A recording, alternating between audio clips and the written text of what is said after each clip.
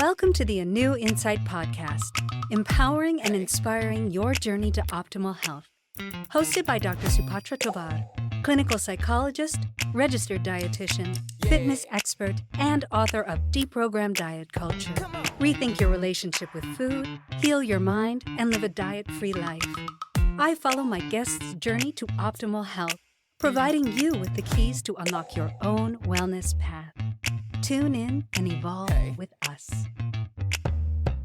Welcome back. We are back for the second half of our interview with Senior Psychology Research Fellow and Registered Dietitian Nutritionist, Dr. Tatiana El-Kour. Tatiana gave us some really amazing and so valuable insight into her inspiration, into her abilities to understand what's happening right now with AI, how it's influencing us, and how social media has basically shifted and changed our eating styles and behaviors. I am so excited to learn some more from her. Tatiana, welcome back. Thank you. Hey. So, we were talking about this a little bit in our last half, but so many young people are immersed in social media and from a very early age. And not to age myself, but I did not grow up with social media, and I am actually pretty glad I didn't. How do you see these platforms influencing the relationship with food, body image, and self-worth? As I mentioned earlier, Sapatra, the food is no longer just nourishment, it's identity. So teens compare plates, portion sizes, even fasting streaks, and the likes becomes measures of worth. The hearts become measures of worth. Even the shares become measures of worth. So some reclaim culture with pride. I've seen Lebanese teens posting about manaish, which is a dough with olive oil and thyme. You have Korean students even showcasing some, kimbap, or Mexican youth highlighting tortillas, but other, internalize even impossible ideals. So research shows us that social media exposes or exposure raises body dissatisfaction and disordered eating risk among adolescents. So while this is a measure not for nourishment, it's meant for culture and pride and self-worth. The self-worth stems more from the interaction with media, so it stems from the likes and the feeling that comes with it. So the same platform that can celebrate your culture can also erode your confidence, depending on what gets amplified. Exactly. So talk to me a little bit about body image and self-worth. What kind Mhm. of influence is out there for anybody struggling with body image and self-worth? What are people tending to be drawn toward? So I think with body image and self-worth, we really need to look into the backing of a person. So if some people are prone to eating disorders more than others, the vulnerability piece comes into play, and also the cultural piece comes into play. So the context matters. And so if we want to talk about the impact of technology, as I've mentioned earlier, videos light up your the same reward circuits if you are looking at somebody who is starving herself, or who is giving you some tricks of trade. How do you hide food from your parents or from your teachers or from your healthcare provider, or how do you abuse medicine, or how can you mix and match some medicines in order not to get fat but to manage your psychology and also your mood without food. Irrespective of whatever trend you are exposed to, there are groups that would magnify that. So again, viewers are immersed in that culture, and they are triggered again and again without really feeling satisfied. They still feel they're missing something. And Mm. so that missing piece is even it's eroding their confidence and their self-worth. So they feel worthless if they are not watching, or they feel worthless if they are not doing the act, and if they're not doing it enough, and if they're not watching enough compared to others. And so I have worked with some teens who, I haven't fasted enough. It's been only 6 days that I've not eaten. and some others have done it for 12 days. And so over time, this is normalizing the disorder, and normalizing the eating disorder as well. And the distortion becomes normal. And even the normal becomes a benchmark, and the benchmark increases as they are exposed to even more severe content. So Mm. with that piece is, again, the exposure is increasing the internalization, so they're not satisfied with what they continue to see. They want to see even more horrific episodes, and that would lead them into another phase of the disorder. Wow. Oh, it's so scary. And I think right now we're also in the age of, the kind of weight loss medication adoption. I mean, we know that these medications were originally designed for people with type 2 diabetes and trying to, manage difficult, uncontrolled cases. But now diet culture has really taken on those medications and made them weight loss medications. Are you seeing anything in that realm? Yes, Uh, yes, absolutely. There's a wh- huge abuse even on the mm, medication access. And mhm. I think the key thing here is, we've discussed how algorithms work. They basically they watch your behavior, they monitor it. But then the algorithms also amplify whatever steers the strongest feelings. So there's the emotion and cognition piece. So pride or shame or anxiety, they without distinguishing inspiration, for example, from obsession. Mhm. Mhm. So that piece is also critical to distinguish. So with GLP-1s, with those medications, they give you the promise right in a single shot. Yes. So people, they've already, they became obsessed. It's like a single shot. I don't even have to do exercise. I don't have to bother about my eating. I don't have to learn about anything. It's just a simple injection, and I live my life. And while we appreciate science and evidence, and also getting more newer medications, we have to be very careful that those medications don't work for everyone. There is Yes. a lot of personal aspects. So some of them have had issues with thyroid cancer. Some others had issues with the paralysis, stomach paralysis. Some others were admitted to the ICU, and even some others have actually taken it and didn't feel any difference. Mhm. This- and Yes. and so it created a culture of abuse, that okay, I'm taking it, I'm taking more, I'm taking more, and then I'm taking more, and then they are subject to higher risk and higher complications, because they didn't feel the same effect. And even if they didn't have any complication, the psychological impact is enormous, because Oh, they yeah. don't feel like they've tried everything, nothing is working, so I'm a failure, and then we go back to that track. So that level of satisfaction, dissatisfaction can also be triggered, and it's also further amplified with technology, because if you are portraying a feeling of anxiety or shame or blame that this didn't work with me, all what you are going to get is of the obsession around the GLP-1. You're not going to Mm. get the inspiration of a lifestyle change, or of how behavior modification can do the trick. Exactly, and I think that that's just where social media advertising has just, gone to the races with this and really promoted these medications as that kind of miracle fix. Some are more insidious than others. Some do can try to recommend lifestyle changes, but there's so much misinformation in diet culture that's now being subsumed with these medications. So you look at the, um, the current diet trend of the very high animal protein, low carbohydrate diet, which we've seen over and over again in the research, does not lead to lasting weight loss. It leads only to short term weight loss, but then you have long term complications from over consuming animal protein. That recommendation is also taken into these weight loss medications, where the emphasis that I see everywhere is you got to just eat as much protein as you can. But when they're on these medications, they don't want to eat. So they're trying to force themselves to eat. They're doing whatever they can. They're taking protein shakes.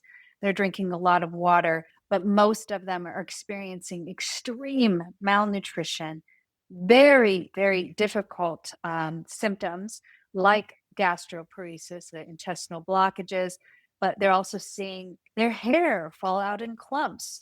There are many cases of actual vision loss. There are so many issues, pancreatitis. So it's very frightening for me to see what's happening with these weight loss medications. And in fact, in a couple of weeks, I'm going to deliver a TED talk about what we're seeing right now in diet culture with the difficulties in weight loss medications. I would love to hear from you. What's a way forward away from that? If people are realizing, and I think some people are, that maybe these weight loss medications aren't for them, or they are afraid of all of these symptoms, what's a way forward and out of this medication quagmire for them? The obsessive tracking, I think, is one key element that we need kind of to work on. Mm. So, as I've mentioned, the technology really is monitoring your behavior, is tracking your behavior, is targeting your emotions, and is predicting. With the predictive analytics, those are three key mechanisms how it's working with you. And so obsessive tracking is often linked to anxiety or to guilt or even to the disordered eating pieces or to the obsession on medications. So tools should highlight balance, giving variety, including energy and sleep, what counts, the science that counts for a lifestyle change, and not, punish users with the perfection, like, or the trick that you really got to have this medication or have this GLP-1. And as I mentioned, the algorithms tingle your emotions, so they track them, they target them, and so those folks or people are really emotional about their weight. That's why they resort to to weight medications, and they're not satisfied by what they are seeing or viewing. So they look for that emotional satisfaction is coming from technology and from tracking those medications, from giving them that promise, and then as they take it builds that kind of obsession, and without realizing the implications. So Yes. I think this is very critical for us, that when we talk about weight, not to forget the emotional dimension, but also not to forget how people interact with technology and media, and how their emotion and cognition is manifested through that interaction, and then address that piece Mm. before discussing what are the pros and cons of those medications. And you'll be Yes. surprised how people will really respond to that. They will understand better. And now they are better, once they're better informed, they are more able to actually actively listen to, okay, give me the pros and cons, and let us discuss how we could bring that balance. Right. I think that we have really become conditioned to seek external solutions for our health. And I think that that's come from a variety of different sources. It comes from our medical community, it comes from pharmaceutical industry, it comes from social media. And I think one pathway forward that we just have forgotten about, but we were really good about when we were children, is that we would listen to our bodies when we were children. Yeah. And we Yeah. were intuitively tuned in to our internal cues, which includes our hormones. So we would hear our stomach growling and go, oh, okay, I'm hungry. And we usually would be able to satisfy that hunger. And I think as kids, we were much more mindful when we were eating. We would enjoy what we were eating. So maybe we're eating a little bit slower, and we were able to tell when we were no longer hungry. And that actually kept us in hormonal balance and homeostasis. That's what I also suggest to people is really don't be afraid of your hunger. I think that these weight loss medications have touted hunger as something that's bad.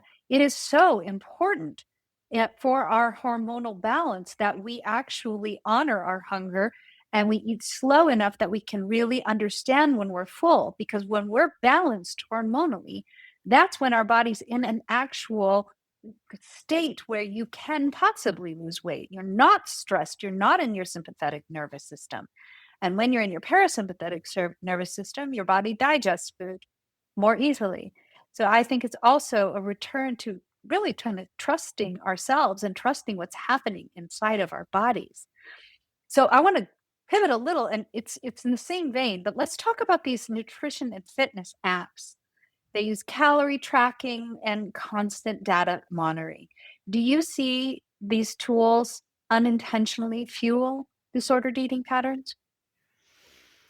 I think the answer is yes and no.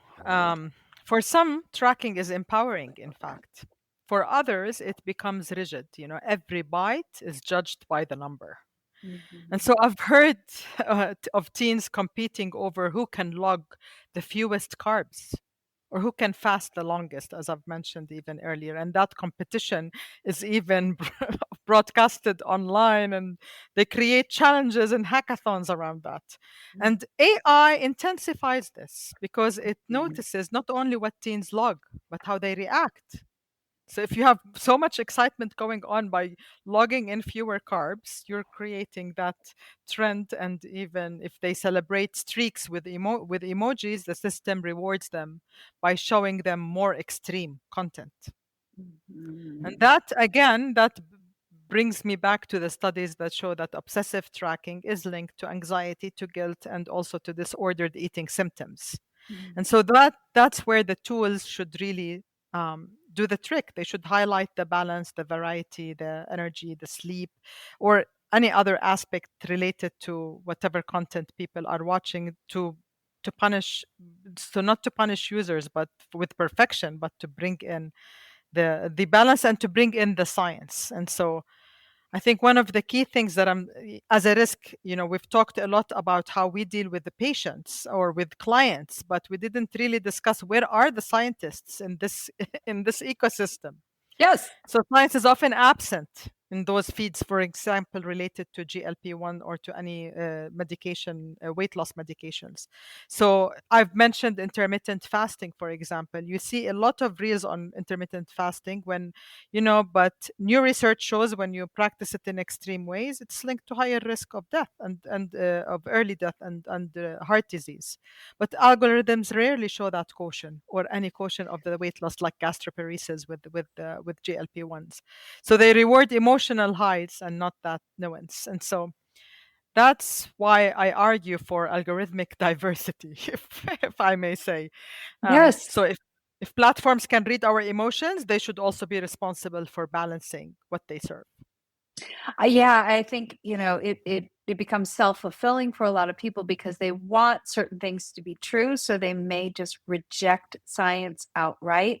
But I just think that that just means that professionals like us, we need to be out there and trying to, create our own social media reels with actual, you know, science, evidence based nutritional and lifestyle facts that people then can have access to. One person I absolutely love is Dr. Michael Grieger, who has nutritionfacts.org. And I encourage people to go there because he is very diligent in picking through science and looking for scientific rigor and bringing forth the best evidence-based nutrition and lifestyle information. And we just need more people like that who are really interested in improving people's health. The problem, I think, with that is that um, there's practically no money in that. And maybe that's why Yeah, people aren't doing that. Michael Grieger does it as a labor of love. He doesn't make any money off of nutritionfacts.org. That's why I would go to him because he's not trying to make money off of yeah, me. yeah. He's trying to bring forth science. So I think, you know, be discerning, everybody, with what you're seeing online and maybe investigate a little bit more. Try to find out if this is an actual scientific fact or if this is just some misinformation put out there. Oh my gosh, there's so much I want to ask you. So, we're seeing a lot of what I eat in a day videos. Let's talk about that with these food related influencers. We've talked a little bit about, ones that eat, great portions. But what about the ones that are, just showing these like little micro portions of what they're eating? How does that impact eating behaviors, especially among impressionable people? Hmm. Okay. So I think it goes back to the content and context how you Hmm. interact with them. So if those like what I eat in a day is a balanced, healthy approach, then you are going to actually be a role model, a positive role model to instilling a good content for Hmm. people. However, if it is not really culturally relevant, it's gonna strip people away from their own culture. So they would think that, for example, eating quinoa every day when they don't even have quinoa is going to be the key to success. So that creates another feeling of being depressed or frustrated, that if I want to be healthy, I do not have access to the resources or to the food that is already being marketed or being relayed online. So whatever it is, whatever content it is, what you eat on a given day, AI creates the tunnels. So it could be so a single click on what you eat a day can flood a feed with extreme versions of those diets of what people could eat on a given day, and then the system is fed by emotions, like you're giving hearts, you're giving likes, or even anxious pauses, and it tells the system whether to keep the content going or to show you other content. So the Mm. system is observing how you are interacting, and then how you're feeling about it, and how you're interacting with it and feeling about it, and then it starts predicting your behavior and feeding what you really need to see. Mhm. And so, as I mentioned, the risk is in the lack of diversity. So yes, you would want to see what is eaten on a given day, but you really want to frame it in your own personal health and well-being, but in your own family context and in your own cultural norm and context. Yes, so let's do that. Well, tell me in your healthful way, what do you eat in a day and how can that help people? Yeah, sure, of course. So I tend to, so my morning is a very traditional Arabic morning. So I would have eggs, and I would have milk, and I would have a version of either a white cheese or labne with some olive oil and some bread. So that's a typical kind of breakfast for me. And then I would have in 2 or 3 hours, I would have a snack, normally a fruit, and that would be followed by again a traditional lunch with family, which normally is comprised of either a bread or a rice with a stew or vegetables cooked with either meat or chicken, or if it is a vegetarian or a vegan day, it could be chickpeas or lentils or even or beans, and then. And then it could be followed by in few hours time, it could be followed by a fruit or followed by some sweet, Arabic sweet, and it doesn't have to have the sugar, by the way, but Mhm. it is a pudding, for example, a milk based pudding, or it could be kind of a custard based version, and then normally dinners are not really like my forte. We normally enjoy lunch versus dinner, and Mhm. so dinners are usually a fruit, or it could be a milk, or it could be a version again a version of breakfast if you are meeting up with a few folks. So Yes. that's typically what my day would look like. Yes, and I would say that you really are kind of following your circadian rhythm when you do have your lunch actually, or even your breakfast and lunch be the, kind of larger meals of the day. That's something in America that we're not as well versed with. Usually people have their largest meal at the end of the day, and that is a little harder on your digestion. So it's really interesting to hear, and I love to hear the cultural foods at play and how they're integrated along with having your meals with your family and really Absolutely. enjoying that. And I think we in America need to adopt that more. I think that there's many people who don't, who will eat alone even if they have, full family members in the house, they're all eating at different times. And I think being social while we eat is just so important. And it also helps us slow down a little bit. Well, let me ask a couple of other questions. Do you believe that virtual reality or AI generated body filters could amplify harmful beauty standards? I'm going to guess yes. And if so, what can be done to help protect users? Yes, yes, and yes. They because I mean creating that ideal. I mean the filters, the way the women, the children, even teens or children are looking at themselves. I'm seeing a lot of body inacceptance. This is not me when I look at myself without a filter. So that is and that is creating havoc, because even with the filters you're seeing yourself as beautiful, but without them you cannot present yourself. So that Mhm. even is causing more social exclusion and isolation. And so Mhm. so the story is the same. I'm not going to be repeating the narrative, but it's just the content is different. Mhm. And to that end, I think I believe it's there are a few steps that we need to take. Number one is to again lead with curiosity, not with control.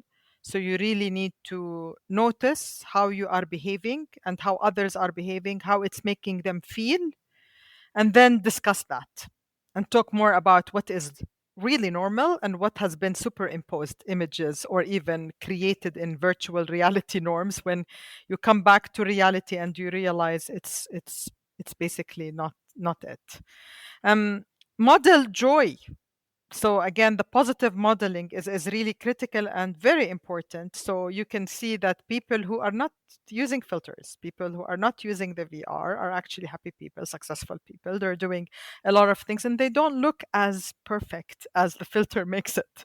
So Mhm. that modeling is very critical. And then the other piece is that understanding that the technology is listening to your emotions too. So whatever you're expressing, even if you're thinking that's funny or that's lovely, the system is tracking you and it's feeding you next. So it's important to really be vigilant about how you express your emotions online, Yes. and also to learn that you when you scroll or when you show that is you show it with awareness, and you're also engaging more intentionally and not Yes. unintentionally with that. Yes.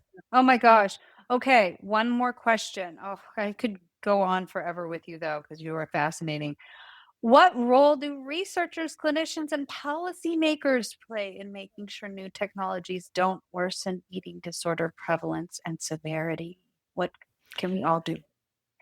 I think they can educate. I mean, they have to be educated first. So that's number one. And I think leadership is critical, and we should Mhm. really be focused not on a top-down approach, but on a collaborative approach or a co-creation approach, a co-design approach, Mhm. using the user-centered design to support the decision making, and also using data. From personal experiences before the population level data, of course, because this will drive the emotional piece and also will help them understand how it relates to them.